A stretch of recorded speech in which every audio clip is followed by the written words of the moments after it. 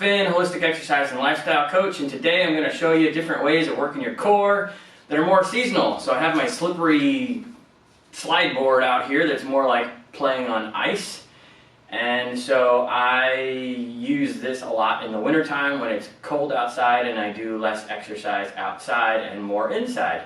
So in this way it works different muscles in different ways, and that way my body stays strong and healthy throughout the year, because I'm not always doing exactly the same thing or working in the same way. This is what I do for my clients. I try to change things up, progress them when they're ready, so that they don't get repetitive stress injuries in their body, because that's what happens to a lot of people that end up just doing the same program over and over and over and over. All right, enough of all that. So you can get slide boards. Long, mine's a big 8-foot long one because I use it for lots of different things, but they have little short 4-foot long ones, or you can even just get a sheet of plexiglass and polish it up, or if you've got hardwood floors in your house, you can put slippery socks on and slide away that way.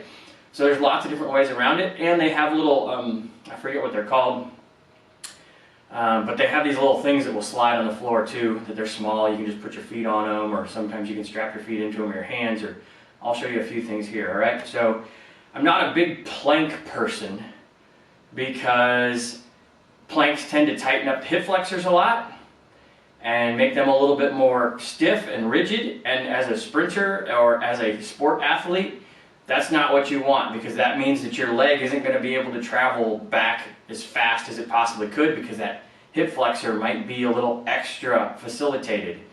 So, or even for you ladies out there that already have an issue with an anterior pelvic tilt, rather than doing planks, you want to do things where you're moving your hip flexors through a full range of motion. So that's what I'm going to do here. I'm not going to hold steady in a plank. You're going to move so that we work the hip flexors through a full range of motion, so that you develop strength through the abdominal wall and your lower abs and through your hip flexors all at the same time. And that way it's much more functional, and you won't develop this like anterior pelvic tilt and low back pain and all this other sort of stuff. Now, rules: if any of this causes pain, stop. Because that's your body trying to tell you, that's the pain teacher in you saying, hey, we're not ready for this, or you're not doing something right, or whatever. In which case, reach out to a really good check practitioner like myself, or somebody else that really knows what they're doing with the spine, because most people, if they do have any pain with this, it's in the low back, and it's because they're lacking segmental stability. All right, enough of that.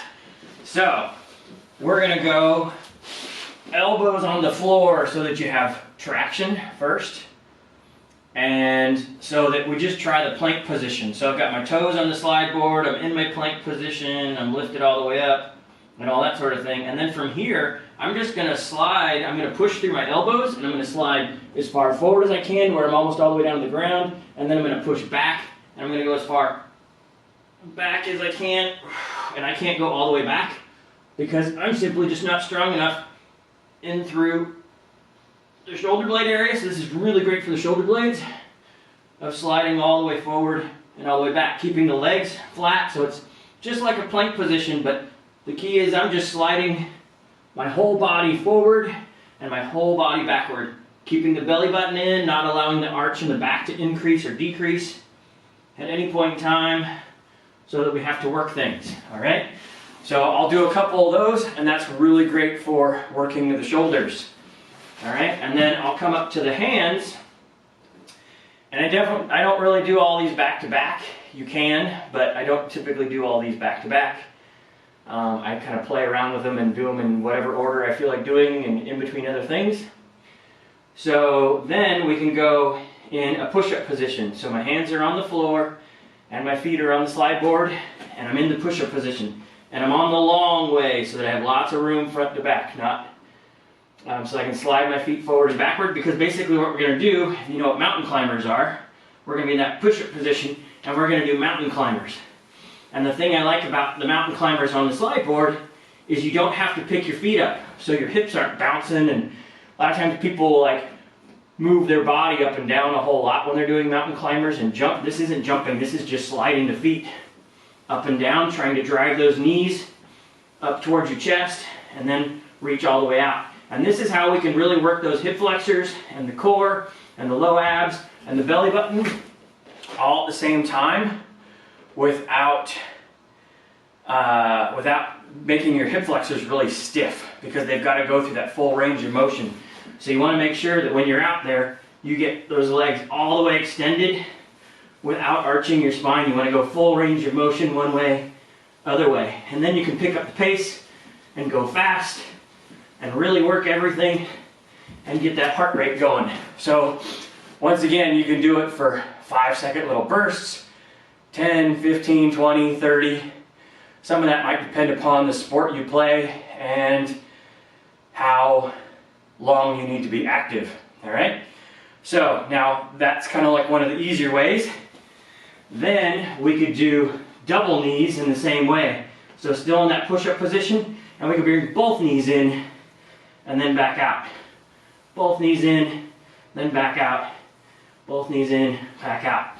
And then the last thing we could do is we could do like a pike. So keeping your legs straight, still in that push-up position, and now we're going to pull those legs underneath us straight, sticking that butt way up in the air, but trying to lead with the tailbone. So you're working those hip flexors. Big exhale as you pull all the way under and all the way back out, all the way under and all the way back out. All right? So that's just a few ways of working the front side of your core on your slide board so that you have fun with everything, okay? Because a lot of this is all about having fun. My shorts are pretty slippery, so I can even do slide a little here. All right, so have some fun with it. Move around, exercise, work that body in different ways that you're used to so that more muscles get worked and your body gets smarter and stronger. Make sure to subscribe, hit the little bell. I look forward to seeing you all in the next video, and have a happy, healthy slide boarding day. Woo!